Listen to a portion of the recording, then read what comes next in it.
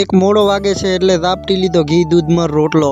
તો હર હર મહાદેવ દોસ્તો, સ્વાગત છે આજના આપણા નવા બ્લોગમાં। આપણે સવારના પોરમાં ઉઠીને આવી ગયા છીએ પ્રકાશભાઈને ઘરથી બહાર। હવે રાહ જોઈ છીએ આપણે ક્યારે નીકળે છે એ બારા। ચાલો આવી ગયા છે, ખસકાવીએ। ચાલો petrol pump side. Har Har Mahadev રાખી દીધું ઠકાણે અને ચાલો હવે આ હોન્ડામાં જવાનું છે। અહીંયાથી સ્કોર્પિયો એની રેલી જો મિત્રો શેઠ બધી અહીંયા જ। પ્રકાશ કહે રહ્યો કે વેફર બેફર ન લેવા, રાપર પોકીએ અમે સમસ ના હોય મારા દીકરા। આપણે એન્ટર થઈ ગયા છીએ જૂના ત્રંબોમાં અને આવી ગયા છીએ મંદિરે અને લાગી ગયા છીએ ગાભો લઈને લાદી સાફ કરવા। લાદી સાફ થઈ ગઈ છે ને હવે ચાલો આરાની રેતી નાખી દી 60-50 તગારા।